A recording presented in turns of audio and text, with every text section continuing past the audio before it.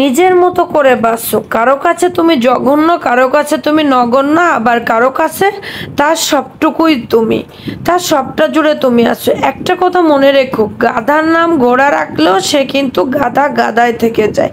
কারো জাজমেন্টে তোমার মূল্য একটুকুও কমে যাবে না।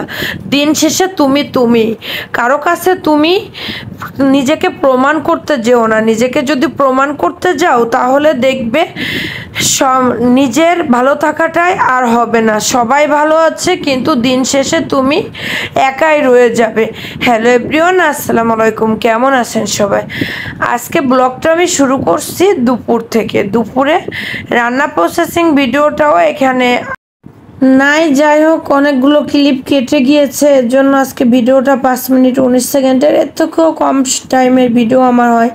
এখানে পাঙ্গাস মাছের শুধু পেটের মাছগুলো ছিল, এগুলো আমি একটু চচ্চড়ি করার জন্য রেখেছিলাম, বাট দুটোই চচ্চড়ি টাইপের তরকারি হলে তো হবে না, এর জন্য একটু ঝোল করে নিলাম। এখানে আমি পেঁয়াজ, কাঁচামরিচ আর হচ্ছে আদা রসুন পেস্ট, একটু পেঁয়াজ বেটে নিয়েছিলাম, আর লবণ, হলুদ, ধনিয়া গুঁড়া, মরিচের গুঁড়া দিয়ে আর টমেটো দিয়েছিলাম। টমেটো দিয়ে মশলাটা সুন্দরভাবে কষিয়ে এখানে আলু মাছগুলা কষানো হয়ে গেলে আমি আর একটু সুন্দরভাবে মশলাটা যেন কোনো ব্যাড স্মেলটা না থাকে আর মাছটা একটু ভালোভাবে কষানোর জন্য আমি আরও একটু পরিমাণ পানি এখানে ব্যবহার করেছিলাম।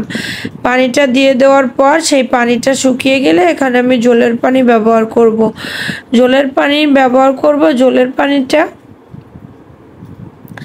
গরম করে দিতে হবে। গরম করে না দিলে যে কোনো তরকারি ঠান্ডা পানি দিলে কেমন যেন একটা স্বাদ এসে যায় আর কি, আমার কাছে ভালো লাগে না পার্সোনালি। যাই হোক, এই যে পাঙ্গাস মাছের তরকারিটা প্রায় কমপ্লিট হয়ে গিয়েছে, তারপর আমি এখানে নামিয়ে নিলাম। নামিয়ে নেওয়ার পর উপর থেকে একটু জিরা গুঁড়া ছিটিয়ে দিয়েছি। এরপরে আমি এখানে এই বাছা মাছের চচ্চড়িটা রান্না করে নিব। আলু টমেটো নিয়ে নিয়েছি, অনেক কালারফুল লাগতেছে, অনেক ভালো লাগতেছে। এভাবে আজ একটু হাতে মেখে বসিয়ে দিব। আমি এক এক দিন এক একভাবে করার চেষ্টা করি। আজ যেহেতু অনেক কাজের ব্যস্ততা ছিল, আমি একটু বাসা ক্লিনিং করতেছিলাম, এর জন্য আর কি আমি যেভাবে ঝটপট রান্নাটা করা যায় সেভাবে ট্রাই করতেছিলাম। তারপরেও আমার সোনা পাখিটা খেতে চলে এসেছিল। আজকে দুপুরে বিদ্যুতে এমন খারাপ একটা অবস্থা ছিল, আমার বাবাটা যখনই বাসায় ঢোকে তখনই বিদ্যুৎ চলে যায়। ওকে দেখলেই আমার মনে হয় বিদ্যুৎটা চলে যায় আর কি। তারপর এই যে এখানে আমি সামান্য পরিমাণ পানি দিয়েছিলাম, এখন আমি চচ্চড়িটাকে চুলায় বসিয়ে দিয়েছি। বসিয়ে দেওয়ার পরে প্রথমে হাই হিটে রাখবো, তারপর লো হিটে দিয়ে দেবো, মানে মিডিয়াম টু হাই হিটে রাখবো। তারপর লাস্ট পর্যায়ে আমি একেবারে লো করে ফেলবো চুলার আঁচটা। এটা একেবারে শুকনা চচ্চড়ি হবে না, একটু ভিজা ভিজা থাকবে। টমেটো দিয়ে খেতে অনেক বেশি মজা লেগেছে, তবে মাছটা একটু বেশি সুবিধা ছিল না তো। তারপরও আলহামদুলিল্লাহ আজকে ফ্রিজটা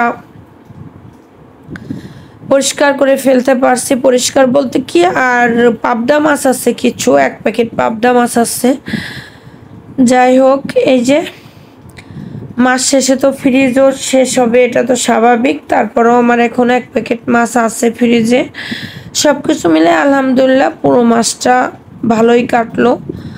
তারপর দুপুরে খাওয়া দাওয়া শেষ করানোর পর আমার ছেলেটা তো খেতে পারছিল না, অনেক বকা দিয়ে, ওর গরম সহ্য করতে পারে না। আমি ভাবছি ওকে আমি একটা মেয়ে এনে দিব যার বাবা বিদ্যুৎ অফিসে চাকরি করে, এরকম দেখে একটা মেয়ে এনে দিব।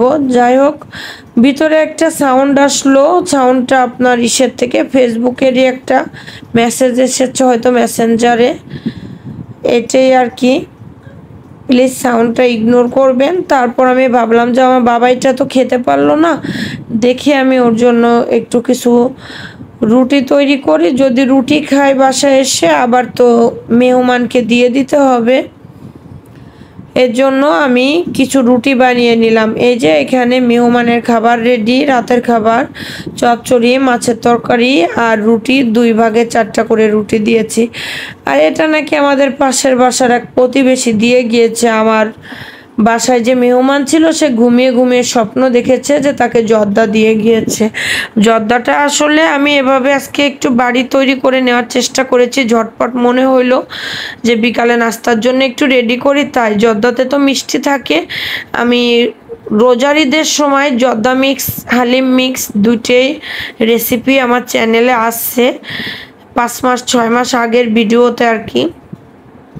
জর্দাটা পারফেক্টভাবে কিভাবে রেডি করতে হয় সেটা আমি জানি। আর এখানে গ্রিন টিটা আজকে আমি একটু আদা পানিতে প্রায় আধা ঘন্টার মতো কিংবা 35 মিনিটসের মতো আমি একটু ফুটিয়ে নিয়ে তারপর আমি এখানে 2 প্যাকেট হচ্ছে গ্রিন টি খুলে আমি এভাবে চা পাতাটা দিয়ে দিয়েছিলাম, জাল করে নিয়েছিলাম। আমার ছেলে বললো এভাবে নাকি তার কাছে অনেক বেশি ভালো লেগেছে। আল্লাহ হাফেজ, ভালো থাকবেন সবাই, সুস্থ থাকবেন, আমার জন্য দোয়া করবেন।